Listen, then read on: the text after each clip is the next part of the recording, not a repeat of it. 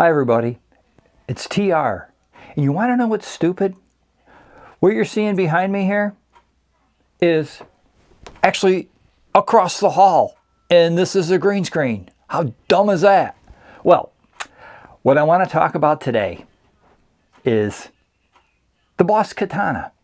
I was chatting in a live stream last night, and it was brought up that the BOSS Katana is a good amp, but it doesn't have presets. It doesn't have presets that you can scroll through and change sounds that you have to get onto the amp and adjust. You don't. You got to set it up with the app. You got to buy the sort of pricey foot controller, and the foot controller only works with the 100-watt models, and I believe the 50EX model, which is almost as expensive as the 100-watt. You can use a latching foot switch with a 50, but that limits what you can do. But if you have the 100-watter and you have the foot controller, it's very flexible, and this video is to show you that. So here we go. I'm going to apologize for the sad way I'm doing this. My Fisher-Price computer I got at Walmart cannot record screen and run the software for the BOSS Katana at the same time. It shuts down. So I will have to video you the screen. So I have my 100-watt Katana head hooked up with the expensive foot controller. This is the basic old version that's like $130. The I don't know, they call it EX or whatever version that does a little more things is $150. I have two additional foot switches. You'll see here as I point with my foot hooked up. And they were about 20 bucks a piece at Amazon, made in USA, metal casing, sturdy, sturdy, sturdy. And if the switch ever did fail, you can take it apart and put another switch in if you want. Anyways, they're momentary switches. They plug into the BOSS Katana controller, which plugs into the Katana. So you get a lot of options. So first thing, let's open Tone Studio here on the computer. At least this way I can point, right? You can't point with a screenshot. I just have to try to keep my head out of the way so you can see what the heck's going on. And it'll take a second to load. And any delays with this, by the way, are my computer, not the Katana software.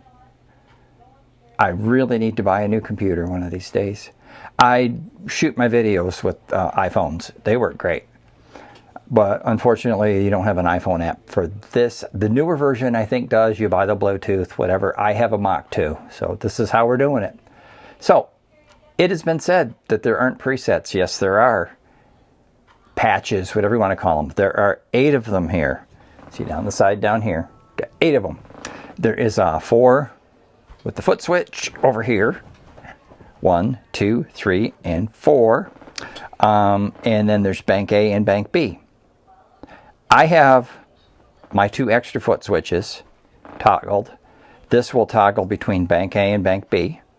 See, this is flashing over here. That means we're on bank B. Hit it again. It'll go back to bank A. Isn't that wonderful? So 8. And technically 9, because there is a button labeled panel. And when you hit that, you get what the settings are set at on the panel.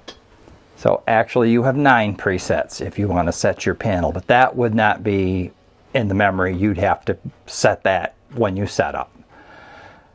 What if I want to use one of my presets for lead solos? Well, now that's going to cut everyone in half, because I'm going to have 2 patches for everything. No, you don't, because this button here turns on the solo, and you can control all of your solo settings by coming over here.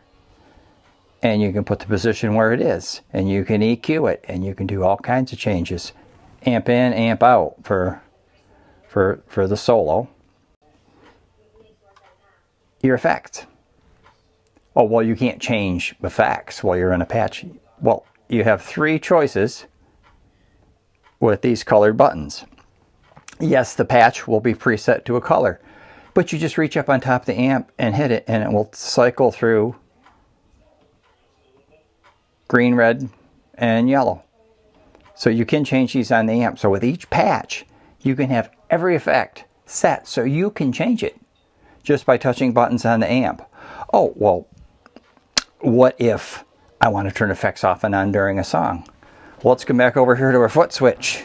See this thing that says effects?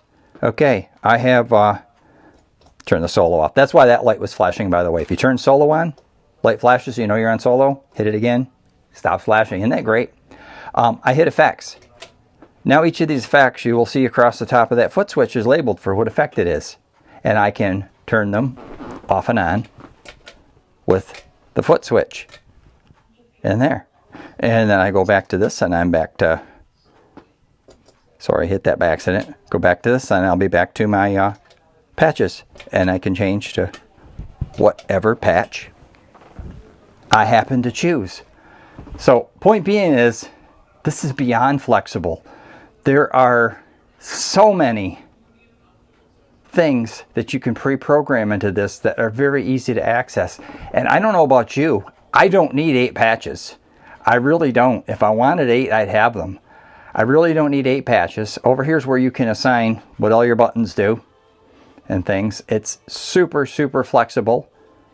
Send and return. You can even change how your effects loop works in here. What more could you possibly want?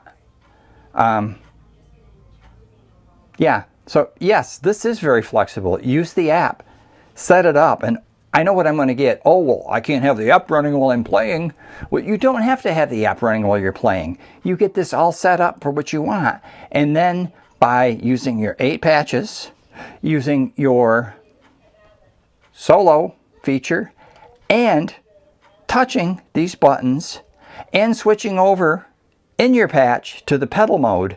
See, what I would do is if I'm using a patch for a song, I would get the patch I want, and then prior to starting the song, switch over to pedal mode if I need to turn pedals off and on, and then it's just like a regular pedal board, and everything turns off and on.